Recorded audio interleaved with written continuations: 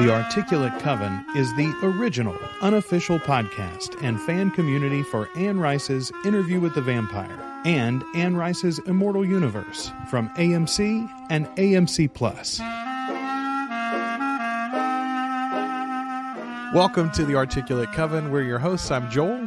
I'm Ashley. And we are The Articulate Coven. The Articulate Coven is your unofficial fan podcast and fan community for the Vampire Chronicles, the Interview with the Vampire show from AMC and AMC+, the Mayfair Witches, and that series on AMC+, and all the rest of Anne Rice's works. We talk about all of it eventually. Right now we are in the middle of a rewatch of Season 1 of Interview with the Vampire, this amazing series. And honestly, the farther we get into it, Ashley, the better I feel about it. Tonight we're going to be talking about episode 5 of Season 1, A Vile Hunger for Your Hammering Heart. We are also, Ashley, are going to talk about the Rollin Jones trailer. Rollin Jones, the showrunner, the creator of this series, cut his own trailer for Season 2. I had sworn that and it's incredible. It is really, really amazing. It's so good. But I had said, I think maybe even in the last episode, that I was done watching trailers for Yeah, for this you did season. say I didn't that. want to have anything ruined. But someone mentioned something that happens in this trailer, a character that pops up, or an actor at least. Yes. And I was so intrigued I had to go watch it. I'm so glad that I did. I've probably watched it, I don't know, maybe 10 times now. And every time I go back, it is its own little artful film. And genuinely, it's like, if that had been the only thing we ever saw of an adaptation of the Vampire Chronicles, I would have been overwhelmed and overjoyed, right? Like, what a fantastic, beautiful portrait of these stories in a little moment in time. Oh my God. And the sound and the music is incredible. It's just awesome. So I made my husband watch it last night. Or the night before last, whatever. He made me. The Acolyte is coming out later on, a Star Wars series, and that trailer had just come out. So I was like, "Oh wait, you want to see a good trailer too? Check this shit out." And what he said was he was so excited watching it that the season 1 wasn't a fluke. You know what I mean? Like, yes. It clearly so much sets up what we are supposed to experience and feel, and holy shit, it's going to be a hell of a ride. But obviously we are keeping up with the standards that they set for season 1 in their storytelling and in their production value. Oh, damn. There's I just want to go through this like almost frame by frame and freeze it. So it's so funny. I almost said, why don't we do an actual audio commentary track where we watch it and talk about it? We're not going to do that. But I've got notes for almost every moment of it. And so like I do want to walk us through it. All right. So let's start right at the top. It is how it happened. That's the quote. You hear Louis's voice before you begin to see a burning image of Lestat's portrait on the wall in Théâtre de Vampire. We've seen that already from an earlier trailer. Armand mentions their founder, or co-founder, I think he says, Lestat de Liancourt. It is how it happened. I didn't think it at the time, but yeah. Okay. The implication is that he's talking there about maybe Lestat's death or the murder at the end of this first season. But boy, the look on Louis's face and the realization that he himself, doesn't have all of his memories and understandings in place is like right off Front Street, which is amazing. And then it's reinforced it several times during the trailer, but like strong start. He is heartbreaking in this trailer. By the way, Louis is like guts me. Okay. Like I feel like we're finally getting that level of like angst and yeah. I think our problem at the Emmys this next year is not going to be that people don't notice this little genre show. I think the problem is going to be that Armand and Lestat are going to split the supporting roles, and Jacob may be our only award winner, even in what is going to be, obviously, an amazing season. But the next line, I think, is very important, too. Armand and Louis are speaking to each other. Armand is telling Louis what they are scared of Daniel. Yes. So I mean, listen, if we take this on face value, Ashley, and if we assume it comes early in season 2 after Daniel's realization that they know each other from the past, that he knows Armand as well, then to me, all of our suppositions that Armand himself might be the one who is massaging all of these events and changing memories and, putting on this performative act for Daniel or for Louis or for who, I think maybe it's wrong. Like that. So I think that this is obviously, guys, we're talking our suppositions from a 3-minute trailer, but I feel like he's afraid of getting caught. Like Armand's like still playing fucking Louis and is afraid because he's afraid that between Louis and fucking Daniel, they're going to figure out that what he's done. That's what I think, because he says he wants to break you apart so he can put you back together. That is not what Daniel is wanting or is even went there to do. Like, what the fuck are you talking about? Well, I mean, if again, like now maybe everybody's playing everybody against everybody, but my original supposition about Daniel's motives was just to cure his illness and regain his youth and the fact that his mortality was weighing on him. That's why he wanted to go have this visit with the vampire again.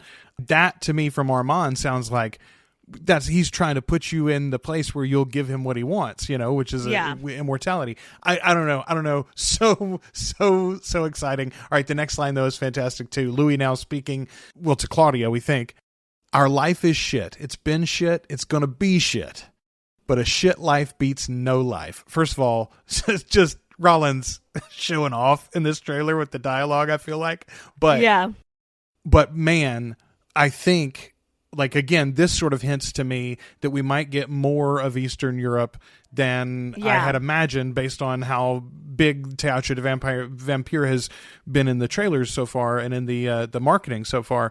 But, like, once they get to Paris, it's different. I don't think he's saying this in Paris. I think this is while they're still wading through, the remainders of World War II on the Eastern Front. I think that's probably right. I feel like we're gonna get a good dose of like the struggle and the struggle of the journey and feeling so defeated that they're not finding exactly what they're looking for.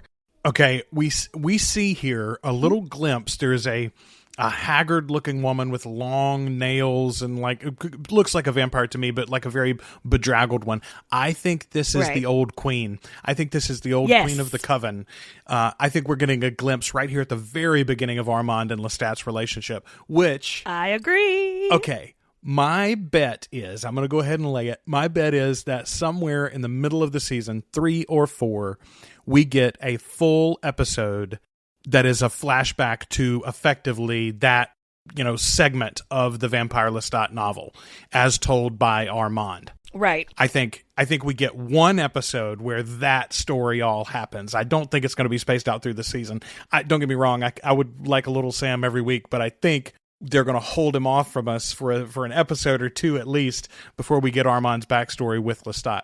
But I think this is our glimpse that we're going to get more of that than we thought maybe from previous glimpses. We're gonna get a lot of that story, I bet. All right, Santiago is such a deliciously evil bastard. This actor is fantastic. Always such a dick. He's always such a dick. He's going to be awesome. In every fucking version of this character, he's been such a dick. I love it. I love it, love it, love it. His line about we put on horror shows so we can eat people. I thought I hope Rollin gets someone who has as much, sass and panache and interest as Tom Anderson did, but also he's got fangs and claws in this season, maybe. Exactly. So, yay for that. Okay. My favorite line used to be, of course. Now it's Lestat. I think there was 10. I think Armand says it 10 times here. Yes. And it feels so Armand, doesn't it? It is just fucking delightful. Like, they're doing it so good, Joel. Ashley, I know we have very, loving and supportive spouses, both of us, and they both are even fans of this series. But that forced, line, I'm sure. That line is everyone that I've ever talked to about these books. It's just, and it's specifically that beautiful bastard. I get done and they're like, yeah, I know. Lestat.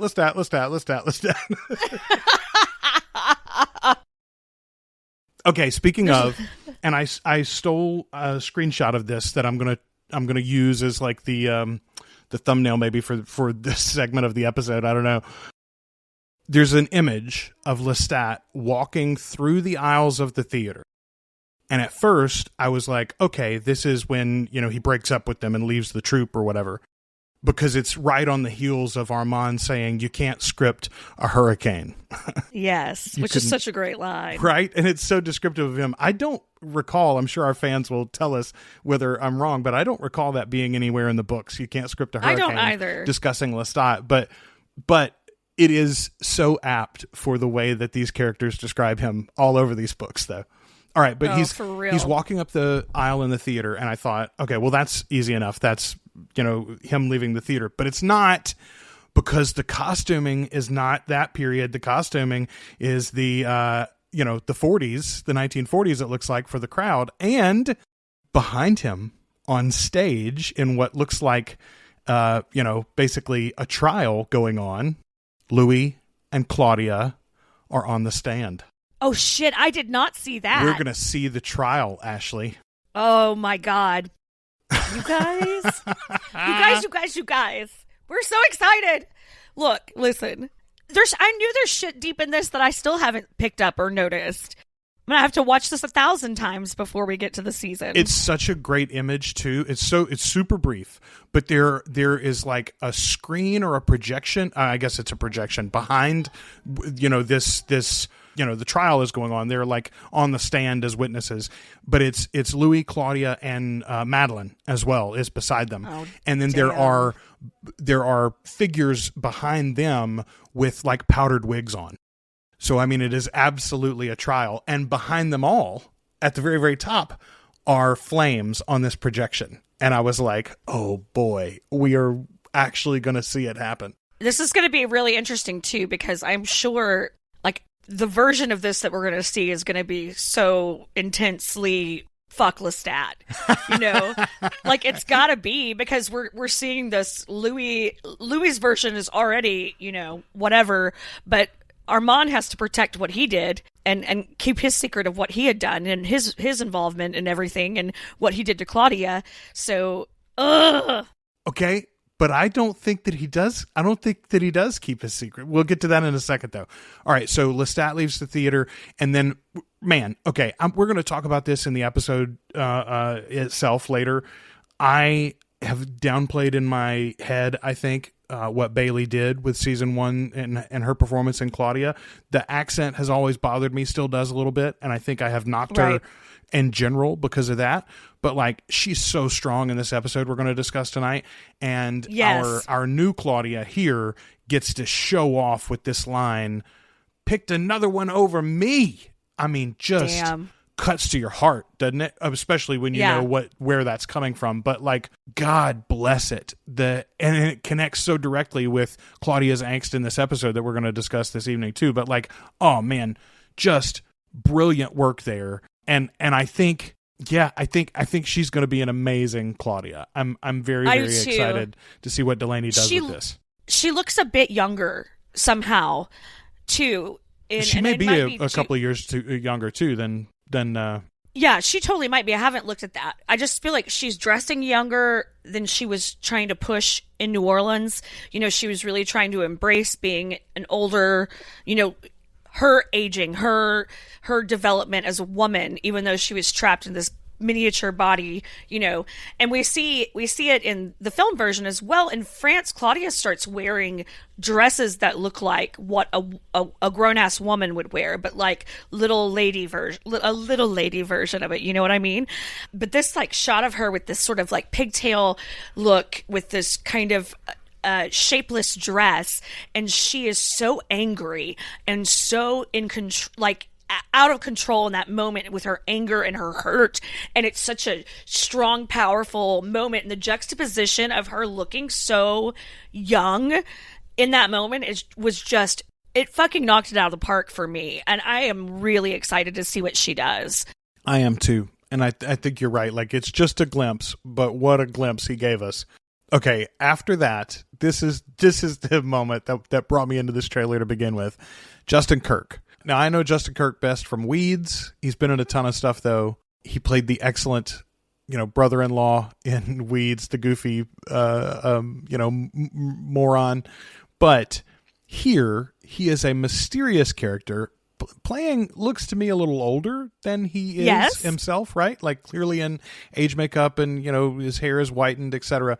There are two lines basically that we get with him. One, from over his shoulder, we see Daniel speaking to him and he says, "I want to get out of this alive."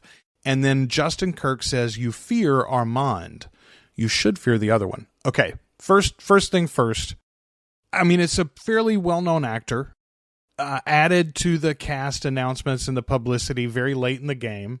And quietly, I didn't even notice that. It wasn't one. a big deal. It was like in a press release, I think.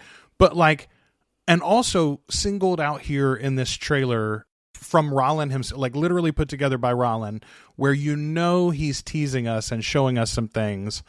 It's got to be a character of significance, and there are only really a handful that make sense. The initial speculation I saw from everybody was, oh my God, they're going to give us David.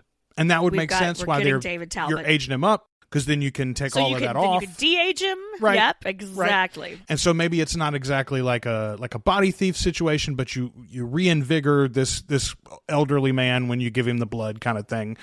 Okay, that would work. The accent is something. I think I absolutely read it as British the first time I saw the trailer. Lots of other fans did the same.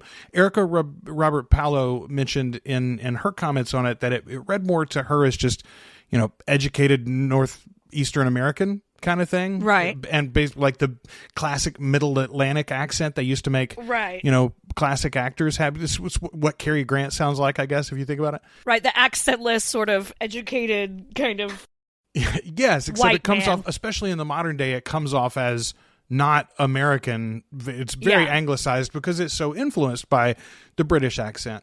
I don't know, man. I don't know. Okay, so the other thing that Erica proposed specifically, and I think I've seen a couple of other people say this too, the silver hair, maybe Marius if it's not David. Erica does not believe that it's David Talbot. I think if this is hinting to anybody, I think the feint, if that's what it is towards David. It may not be David. Maybe they're amalgamating a couple of people from the Talamasca. I mean, Aaron Leitner is a character really more from the Mayfair series than I think he shows up technically in one scene in Queen of the Damned or something with the rest of the Talamasca that are around then. But yes, with Jesse. Yeah, I don't think either way, that's a British character too.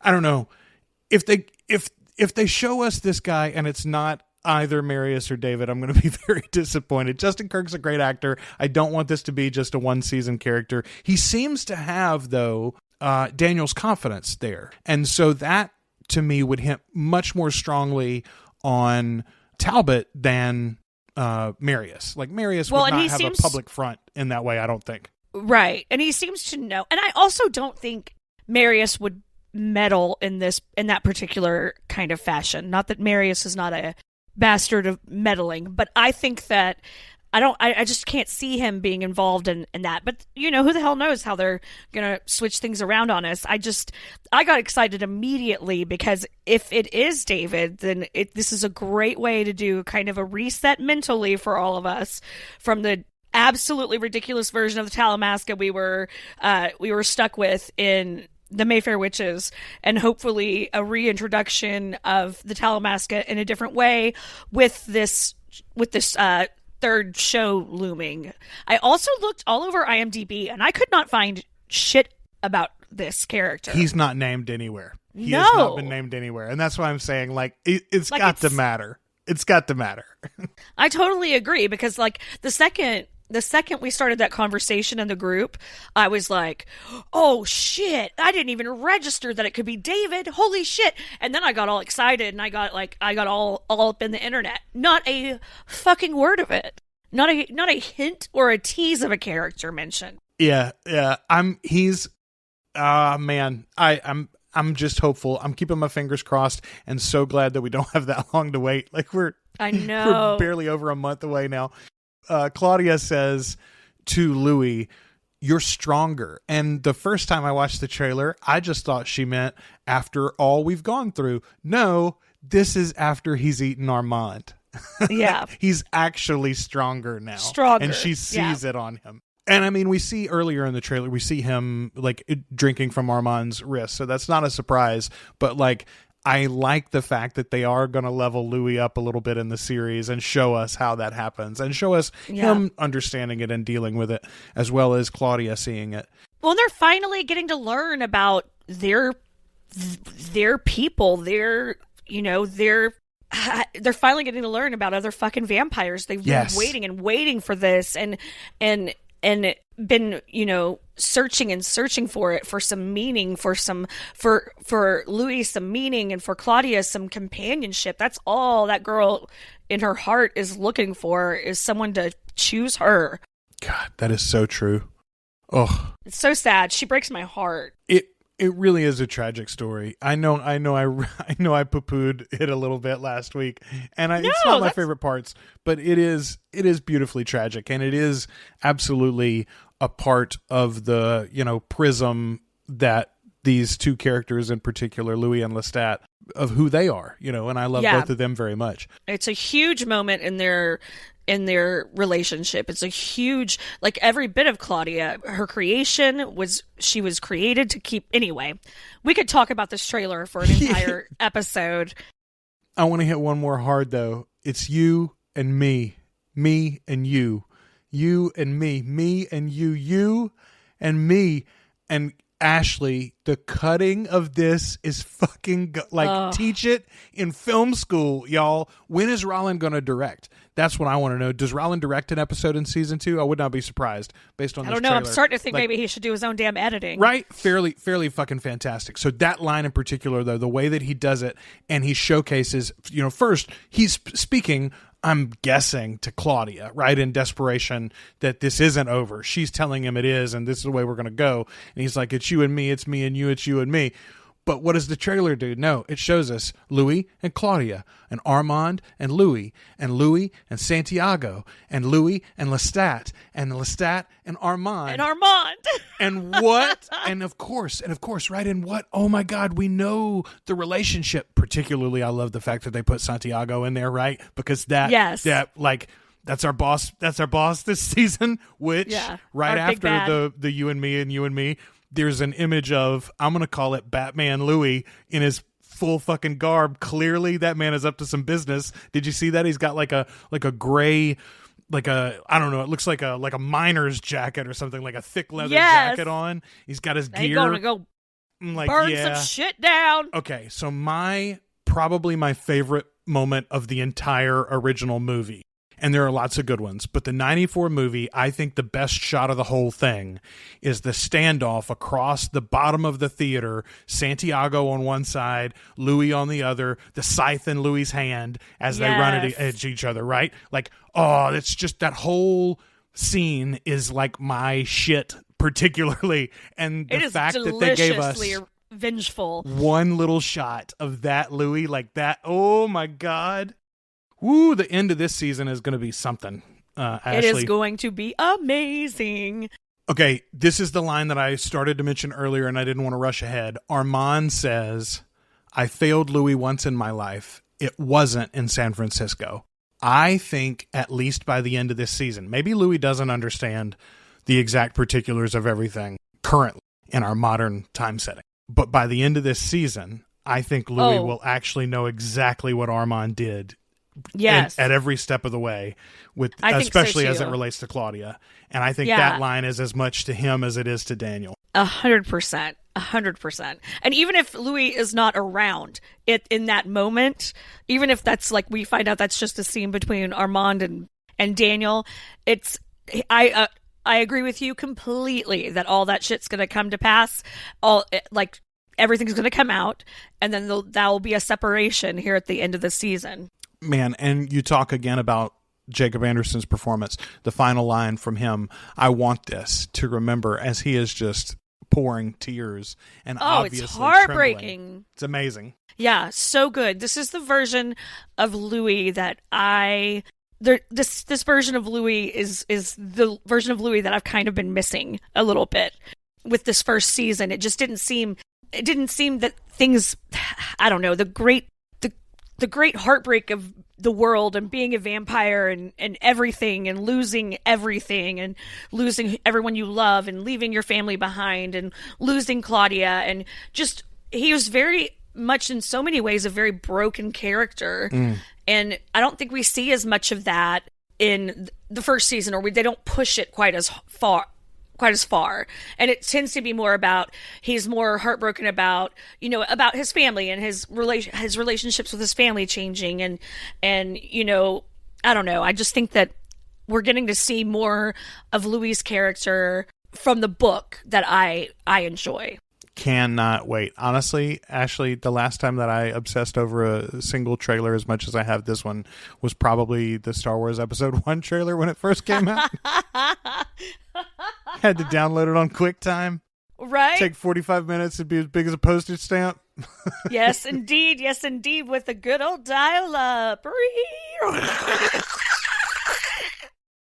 All right, let's talk about this episode. This is a great episode. It is. A Vile Hunger for Your Hammering Heart, directed by Levin Aiken, written by Hannah Moscovich, Anne Rice, and Roland Jones get the credit. By the way, I mention Anne Rice every week. I don't... Somebody on the YouTube referenced in a recent episode, they commented on it and said they were not aware that there was a break with the Rice family and the show until we had mentioned it recently again, something about Christopher not liking it. I mention Anne Rice in the credits every week, just as she is listed in the credits on IMDb, because I think it's appropriate. All of this show is very clearly based on her work. They, up and down the cast and crew list, have a reverence for her work and her part in it. The fact that the business arrangement displeased she and Christopher early on, I don't think tarnishes the legacy of this show and how it connects to her works, broadly at all. So I'm going to keep mentioning her in that credit, but I do want you to understand that I do understand she didn't write any of these scripts.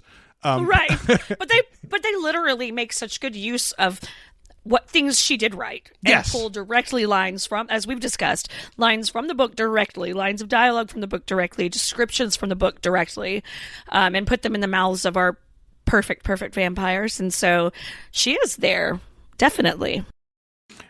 So no 9-course meal this time, but right out of the gate, we are performatively eating. So loud. We should have known, by the way, the first time we watched this. Rashid Armand handles this feeding so fucking well. The other dude was an actual bodybuilder and stumbled out of the room when he got done eating. And we were both like, was he living? Maybe they just burned him, threw him away.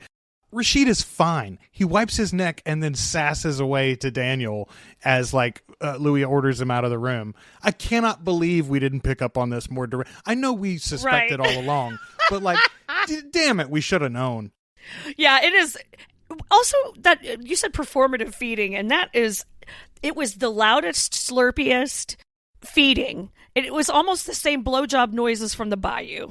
It was so cool. I thought the same thing. I'm like, they reused the Foley. I think they did. I was like, whoa, oh, okay, whoo. I love, there's a line here early. A convention city is not motivated to advertise grim statistics. Boy, that is just as true today as then. That is New Orleans to a T. Right. But also, apropos to the later parts of this episode, see college campuses and sexual assault reports, right? Oh, my God. You guys. People, they count the statistics they want to be counted. I am reminded of the former president saying, well, when you test more, the numbers go up. Yeah. Ugh. We all know that those grim ass statistics, you know what I mean? And they are grim. And I am actually really glad, because that Claudia's little trip, her 7-year journey that she goes on, is not at all part of the books. It's not at all part of any part of Claudia's story as we know it. And so I think that was a really interesting way to show how vulnerable she is. Even though she's strong and she's powerful, she's a vampire, she's still incredibly vulnerable. She's still a young woman in a world where men want to eat you alive. Man, let's just talk for a second generally about the impossibility of parenting. Oof. You want your It's children... so impossible, I didn't do it. That's what, it's so impossible. I was like, hard pass on that. You want your children to develop as independent individuals, right? You want them to all be masters of their own domain. But also, you need to know if they're murdering dozens of people and hiding them in the shallow waters of Chalmette. You know what I mean? Yeah, because if I know that you're trying to bury people below sea level, I can let you know that that's a shit idea. I just think they were picking up the diary, and I don't know why this hit me more this time than I did the first time, but I think about like reading our kids' text. We don't always. We know and we tell them like, hey, they're available to us, and if we go look, like you're not going to be able to hide them. We pay for those devices. We have to know what you're up to.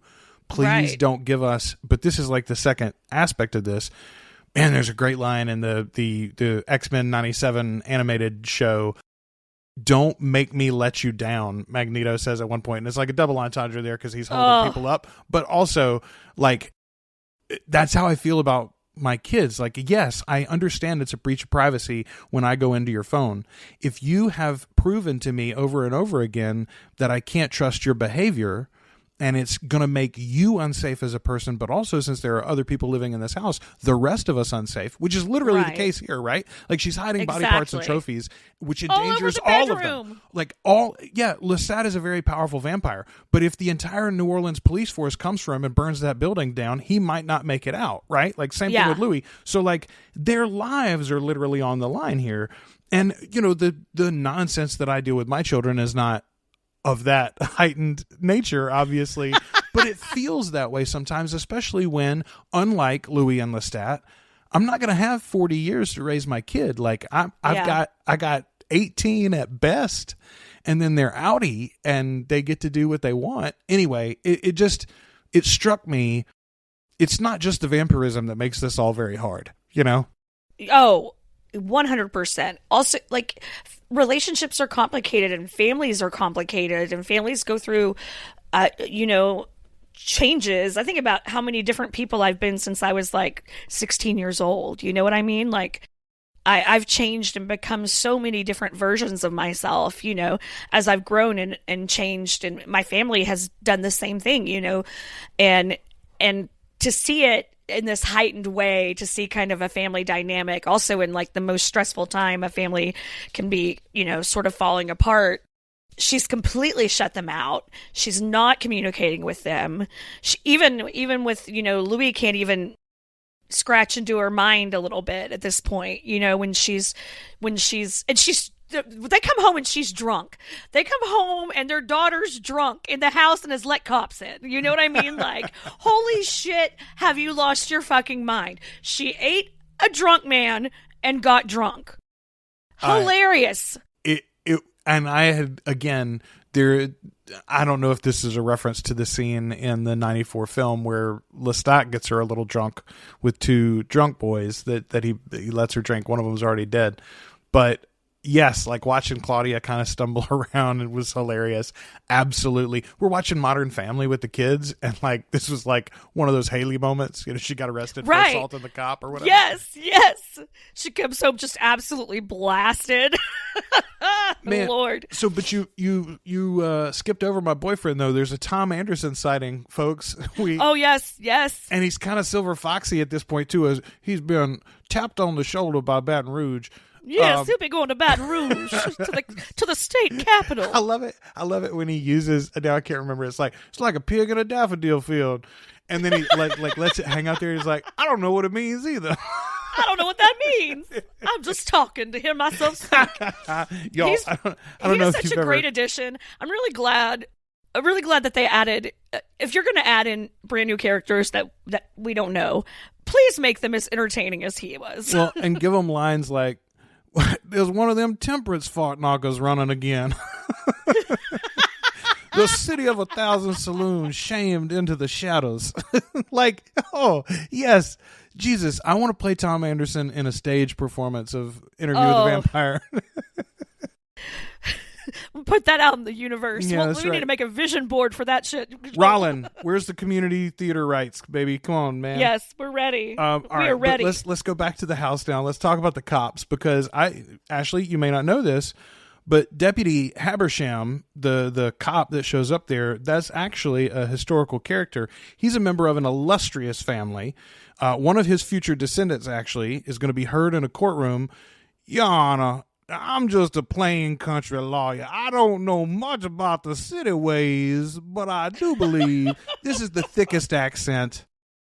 What is this guy doing? Oh, there's I mean, it is, you could cut it with a dull knife. It's right? So thick and rich. I believe I'd put another bed into the boudoir before I bothered calling the police. Yes. All right, so I mentioned this earlier when we were discussing the Roland Jones trailer. I have downplayed Bailey's performance in this season for myself just over time. She's fantastic here. I don't like Claudia's story, but Bailey is wringing every bit of juice out the squeeze here. I think I'm going to love Delaney just as much based on those glimpses we've gotten of her, but her angst here is so real too. We talked about how hard it is to be a parent earlier, but like, listen, it sucks ass to be a teenager basically all of the time. Oh my God. Can you imagine? Jesus Christ. Like, I'd rather be 5. Oh, yeah. Oh, listen, I'd love to be 22, maybe. I don't know if I'd want to be 22 again, honestly. I'd be 25 again for sure. There's not enough money to make me 15 again, though. No, and not forever. My God. Jesus H. I would probably hide body parts in my house too. Yes. Well, she's acting like that's the other thing is she's literally behaving like a straight up serial killer. Oh, for real. She's keeping meticulous notes about everyone she's killed and their last words. She's cutting off boobs and ears and fingers, and we find out that she's been desperately trying to make another vampire. And you're like, Jesus Christ, Claudia, let's I mean, by the way, unpack some of this. So they don't, Lestat and Louis never say here, but the implication is, and I think this is the case, well, it's definitely the case in the book, although she's much younger and smaller in the books. But I think the implication is here that she literally doesn't have enough blood. Does not have the blood. She doesn't have enough blood to do it. Yeah. I mean, I think that came to me in a flash, like, oh, it's not about her physical strength. It's about her actual size. Yeah. And I don't know why, after, 40 years, that's just occurred to me. She doesn't have enough volume to do it. Yeah. I mean, it does make me wonder, like, you know, if she had okay, so Armand in the books is kind of a mad scientist about this sort of shit. If she had an Armand to mess with her, could they have hooked her up and done, like, what's the thing? Dialysis? Could they have done dialysis basically for long enough and eventually it happened? Like a bypass machine? Yeah, like just hook them up to each other. I don't know. Anyway. Well, here's the thing about Armand is Armand would have just made her a fucking vampire. Yeah. Armand would have just made her a companion. He wouldn't have had this him and haw over it. Like, I don't understand why, aside from just not wanting another vampire running around, like, what the hell is it going to hurt to make her a companion? Someone that is going to go through the same sort of situations that she's gone through. Like, what would it hurt?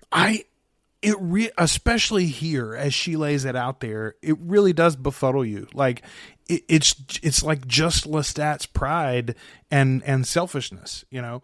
Well, and Louis could have done it. Louis could have done that for her. He does it for her eventually, but he could have done that for her. Do you think that he knows that? I don't think that he knows that. I don't think that he knows that he is capable of it. That's interesting. And I don't think I do think also I'm gonna sit with that for a little while. I think it's one of those things though where he is like purposefully ignorant. I think that he does not know the answer to that question and does not want it answered because then the responsibility would fall on him. I'm gonna get to his lack of responsibility in just a minute, actually. But there's one thing here I do want to call out. I don't know how I'm going to be able to implement this in my own marriage, but it would be a lot more effective going to bed angry with each other if you got to slam the door when you laid down. Right? Like they go to bed in the coffins and they're mad, they're fussing as they lay down and they both slam their coffin lids. And I thought, shut. That is very effective. It's like thumping the pillow doesn't work the same. No, it's like the satisfaction. Yeah, rolling over aggressively to the other side. It's not the same as slamming the coffin lid. Okay, let's talk about Killer. First of all, I absolutely like the idea of taking an incredibly minor character from the books, comes up a few times, and making that storyline line up better with your TV series. I think that's fine. Yeah. This, though, it's not quite as bad a mistake as just like a raw mistake as Lestat speaking to Louis after he's been turned, like we talked about a few episodes ago. This was a choice. I think that was literally just a mistake. This was a choice. It's just one that I think was totally wrong. This character is not needed. The way this story plays out is not needed. She could have had things go badly for her without it being specifically like this. She could have been hunted, right? Like, what if just some humans, like if she attacked a human and a band of them scarred her very badly, chased her into, like she got away, but like was very injured or something. You could have still made this horrific for her and driven her back to New Orleans and to Louis without the actual sexual assault story. We talked about it in the last time when we watched this series first. We already mentioned a little bit earlier. Absolutely. This is true in the real world. This happens on college campuses. I understand why they put these two things together. I just don't like it. I don't like where it leads to in the show. I don't think I don't like the ramifications of it. I don't like the way Lestat jokes about it. None of this plays to me in a way that is positive for anything. It's just the biggest decision I disagree with. I understand that completely. I don't mind it as a choice because I think it's such a reality. I think that it doesn't matter how strong and powerful we as women think we are easily overpowered by a man who wants something from us. And that is real. And that is the most vulnerable, I think, that most women have ever felt if they've experienced anything like that. And it is a harsh reality. And it is something that trauma-wise could push you back into the arms of other things, other people, your family, an ex, a addiction, you know what I mean? So to me, it helps set up what's going to become a very heightened situation, a heightened exchanges, fights. I feel like you need something strong and powerful to lead to what's going to happen next. All right, fair. All right, what happens next? Claudia comes back to New Orleans and watches basically as Louis is buried. His sister has called him and said that it's time. She's kind of scared of him in this scene a little bit. He hasn't aged, and she clearly has, and they're moving up north. The stock market crash wiped him out, and they're going to move up north to greener pastures, so to speak. And she's set up his mausoleum, put a death date on, and Louis de Pointe-de-Lac is dead. And she wants nothing from him. She wants nothing from him. Don't offer to help me. Don't offer to help us. Bye. I do appreciate, though, they still embrace when she leaves. Yes, they do. She says goodbye to her Louis, even though she doesn't feel like this is him anymore. Claudia's got a great line there, though, from her diary. They made me to be Louis' sister.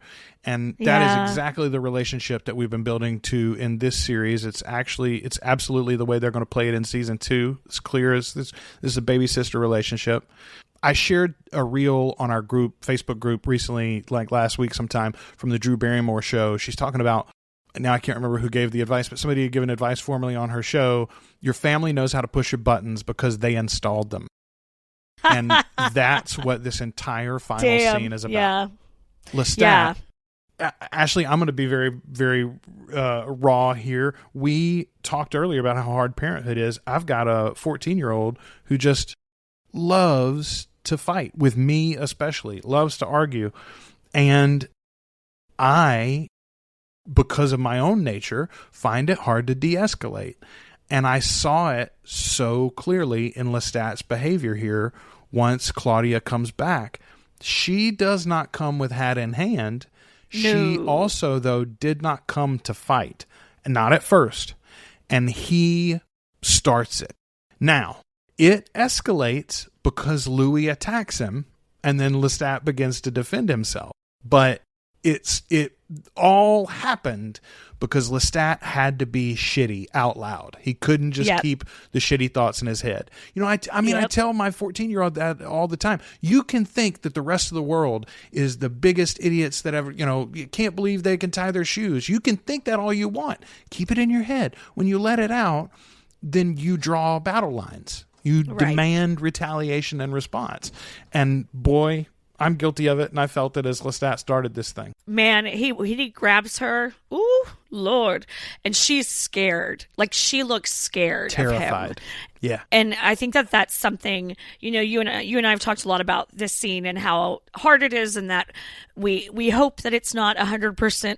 We know it's not 100% real. We know it's not 100% accurate, you know, but I'm interested to see what Claudia would say about it in her journal, you know, specifically.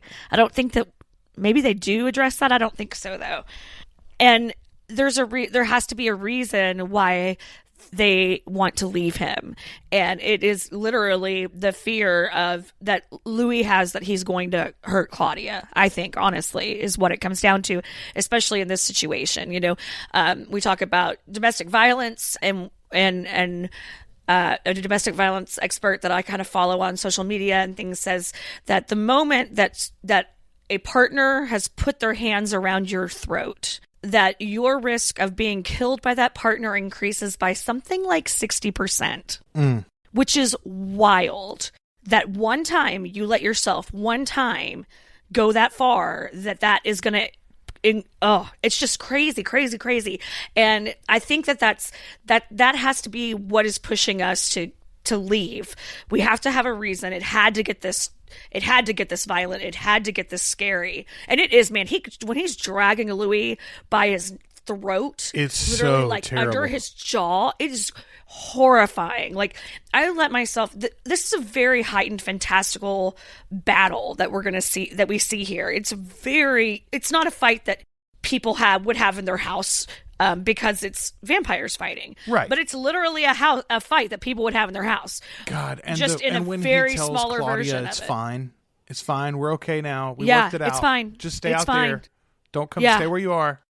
That's absolutely it's abuser shit. Horrifying. But listen, okay. Here's the one, and I am not defending what Lestat does as it plays out here in the show, but I do want to say Louis' indecision and lack of will to step out there and say something. I think in a previous episode we joked about how he's runaway bride. He doesn't know how he wants his eggs. Yeah. He doesn't. Claudia comes in and says, "We're leaving. We're going to find new vampires, other vampires, and we're going to figure out where I've been doing research. I'm been tired reading of your books. lies." Yeah. Okay. And Lestat says, "No, you wouldn't leave me, would you?" Louis could have. I mean, listen, the fight probably would have happened anyway, especially if Claudia said what she says there that finally triggers Lestat to snap at her too. But right. If Louis had just said, standing there in the room when they're all still 9 feet apart from each other, if he had just said, "I don't love you, Lestat.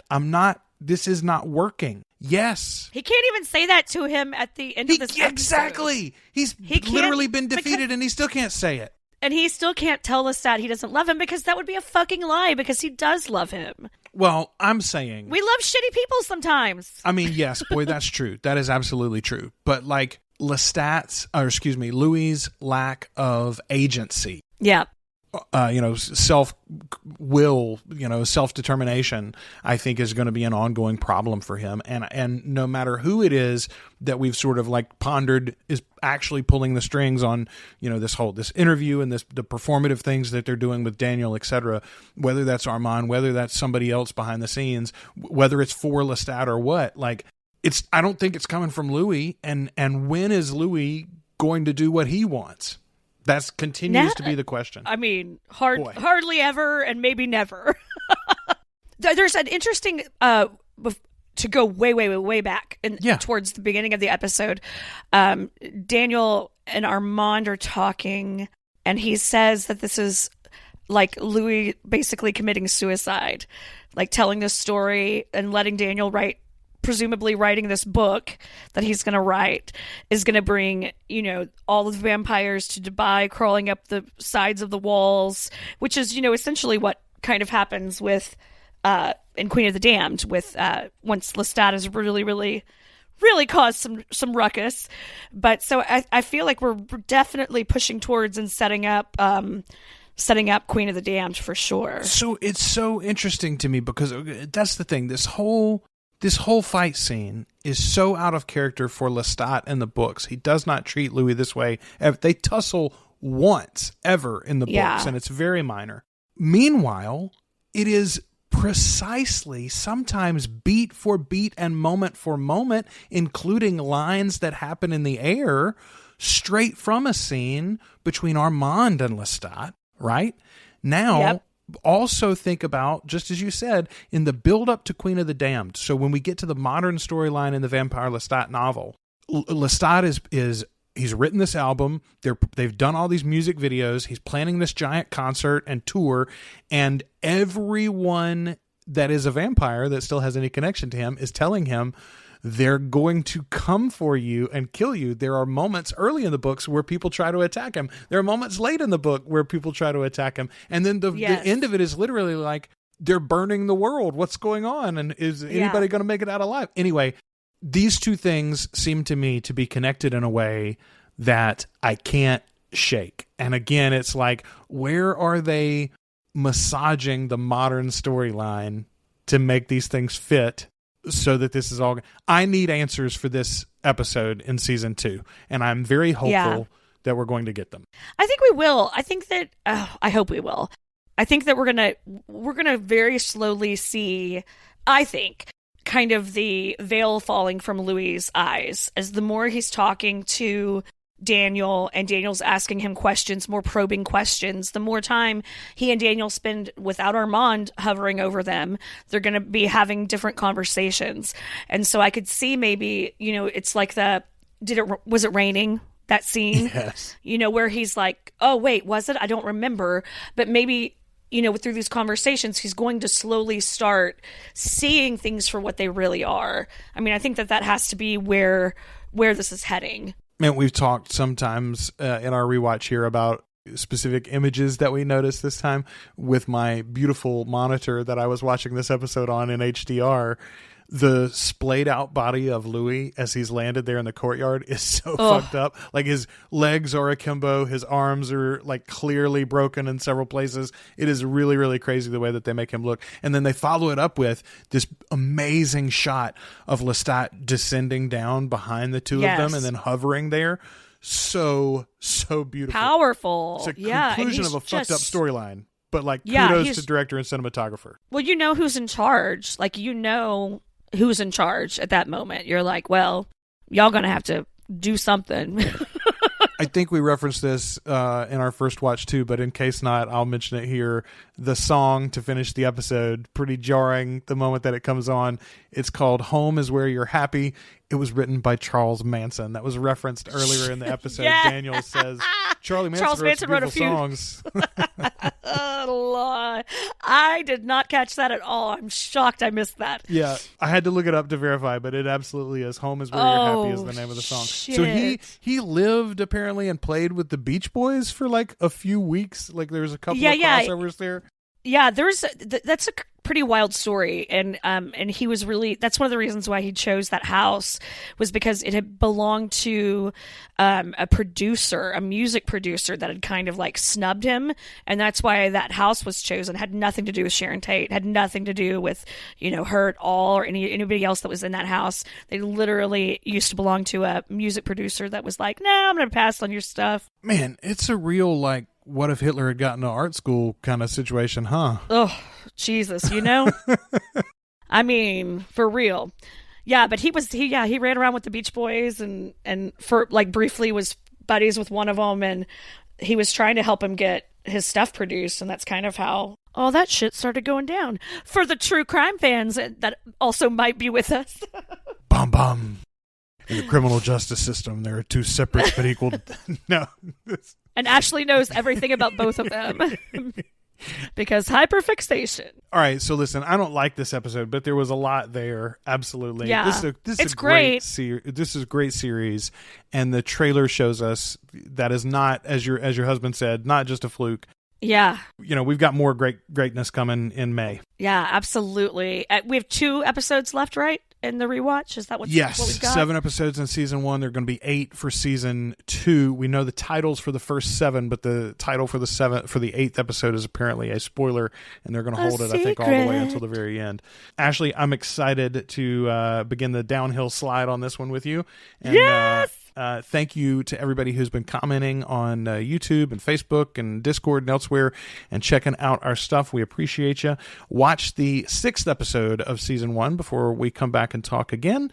Until we come back, we've been your hosts. I'm Joel. I'm Ashley. And we are the Articulate Coven.